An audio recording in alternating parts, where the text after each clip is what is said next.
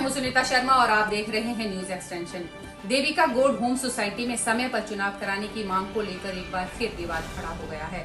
निवासियों ने एओए अध्यक्ष के मनमाने रवैये से परेशान होकर बैठक की और समय से चुनाव कराने की गुहार जिलाधिकारी से लगाई।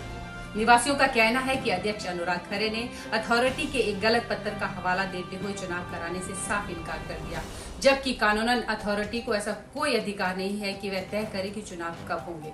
इस रवैये के खिलाफ लोगों ने जिलाधिकारी और डिप्टी रजिस्ट्रार को पत्र लिखा, जिस पर जिलाधिकारी ने संज्ञान लेते हुए जांच के निर्देश दिए हैं। आपको बता दें कि इससे पहले भी निवासियों ने लखनऊ स्थित मुख्य रजिस्ट्रार से शिकायत की थी, लेकिन उस पर कोई कार्रवाई नहीं हुई। अब निवासियों का कहना है कि लोकतांत्रिक प्रक्रिया बनाए रखने के लिए समय से चुनाव जरूरी है। बैठक में बड़ी संख्या में निवासी शामिल हुए और उन्होंने एक स्वर में जिलाधिकारी के फैसले का स्वागत किया। नमस्कार, मेरा नाम प्रवीण है।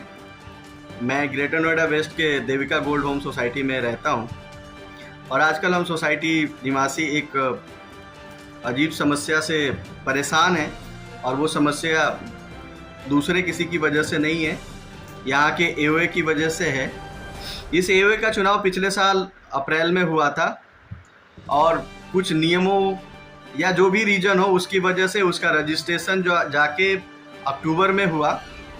अब अक्टूबर से अक्टूबर 1 साल होने वाला है और सोसाइटी के बाइलाज के हिसाब से ये चुनाव मतलब ये कार्यकारिणी 1 साल के लिए ही होनी चाहिए और 1 साल के बाद चुनाव होने ही चाहिए।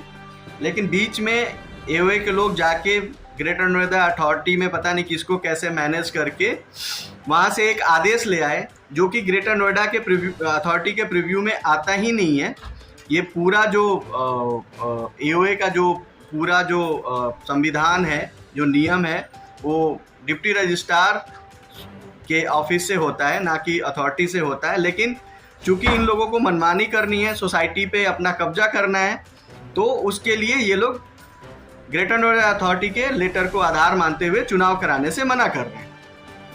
अब इनको जब पैसे वसूलना है तो मॉडल बाइलाज डिप्टी रजिस्ट्रार के यहाँ से जो हुआ उसको मानना है। जब चुनाव की बात करनी है तो ग्रेटर नोएडा अथॉरिटी का जो आदेश है वो माननी है। तो एक जगह पे 2 संविधान तो नहीं चलेगा ना। ग्रेटर नोएडा अथॉरिटी ने भी अपने लेटर में या आदेश के शुरू में ही इनको बोला है कि ये एओए वैधानिक नहीं है और नीचे जाके उसी अवैधानिक एओए को इन्होंने हैंडओवर लेने के लिए बोल दिया बिल्डर से और ये लोग सोसाइटी पे बिल्डर को भगा के कब्जा कर लिए। और एक और इंटरेस्टिंग बात ये है कि जब तक बिल्डर यहाँ पे मैनेज करता था, ये एओए के सारे लोग और उसके समर्थक कभी मेंटेनेंस नहीं देते थे, बोलते थे कि बिल्डर सर्विस नहीं दे रहा है।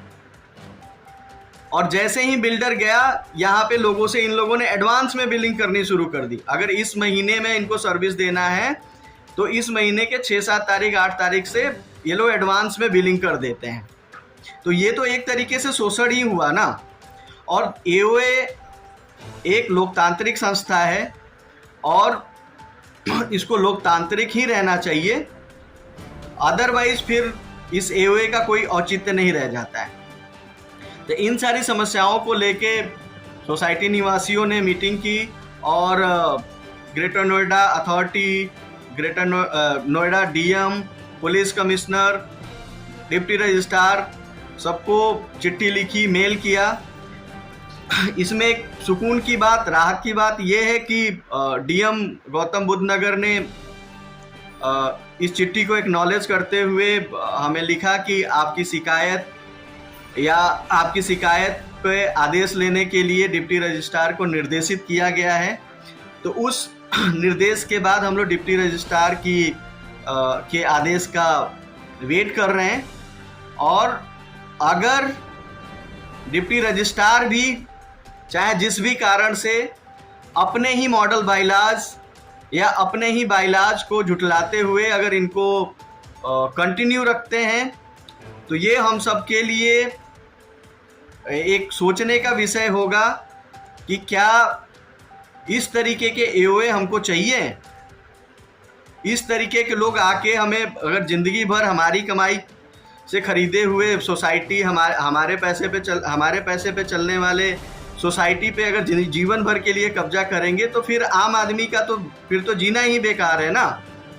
मतलब पहले बिल्डर को पैसे देने के बाद सर्विस नहीं मिलते थे, अब ये जिंदगी भर पैसे लेने के लिए बैठ गए, सर्विस की बात कोई नहीं कर रहा है। इन्होंने कोई सर्विस एग्रीमेंट नहीं किया, इन्होंने अब तक जितने पैसे खर्च किए इन्होंने कोई हिसाब नहीं दिए, लेकिन इनको बन के रहना है और कोई भी नियम है उसको अपने मनमानी मानना है। जब मर्जी हो डिप्टी रजिस्ट्रार वाले नियम को मान लो, जब मर्जी हो ग्रेटर नोएडा अथॉरिटी के नियम को मान लो। तो ये कहाँ का न्याय है भाई।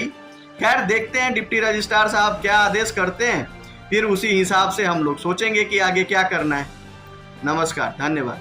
आज के इस बुलेटिन में फिलहाल इतना ही। कल फिर मिलेंगे कुछ नई खबरों के साथ। तब तक के लिए मुझे दीजिए इजाजत। नमस्कार।